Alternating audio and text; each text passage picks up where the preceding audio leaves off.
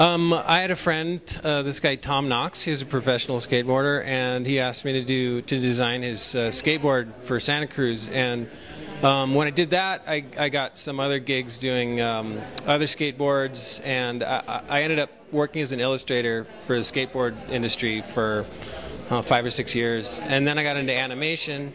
And then when I was working in animation, I had a bunch of friends who were painters working in animation and illustration that really wanted to show in galleries, but they couldn't get gallery shows. And so we started doing these auctions where we would bring our art into bars and just hang it on the wall, and then we would auction the work off to the audience, you know, and it ended up, you know, bringing a lot of attention to, you know, there were some artists like Mark Ryden and Glenn Barr and those guys that came and brought a lot of attention to it, and so galleries started coming, and more people and more people and better artists, and it ended up, you know, I got offered gallery shows from doing that, and so that's, you know, eventually I quit doing animation, and now it's just art.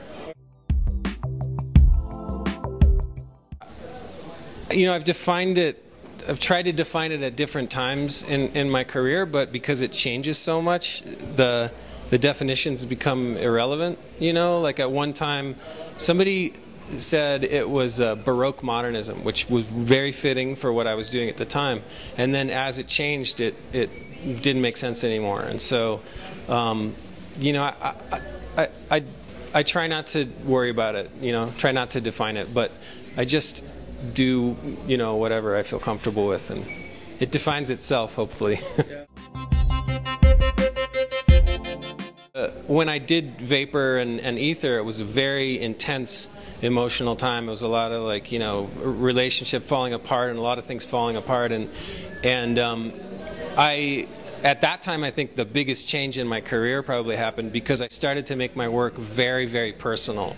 You know, before that, there was some, like, context to it, but it wasn't as personal. It wasn't like my, you know, my heart. And those shows made me think differently about my work. And so when I did The Artist in You, it was the same kind of intensity, but it was a different subject. It wasn't about, you know, my personal life. It was more about my experience as an artist and in the art world, you know, and the feeling of being an outsider and of you know, dealing with the art world and everything, because it can be really frustrating and crazy. I used, you know, Japanese monster toys as inspiration for my work because I really liked the way they looked, and I was using, you know, I was using some of the colors and color theories that I saw in those toys in my animation work, you know, way back then, and so, you know, I started my work started to kind of, you know, my personal work, I started to paint monsters and things like that. And then toy makers saw that, you know, Sony in Japan was the first one. They asked me to do a project with them. Yeah, I mean, it's hard because it's a very process-based technology. It takes a lot of, you know, it takes a lot of time, and there's a lot of layers to it, you know, and so you have to be patient. But it's kind of the same thing like I used to make records, you know, and recording it is one step, mixing it is another step, mastering is another step, plating, pressing, it's all these different steps. And when you finally get the piece of vinyl in your hand, you know, you get a test pressing, it's just like, whoa, it's incredible. So it's the same thing. It's just, you know, that's the frustrating thing about it.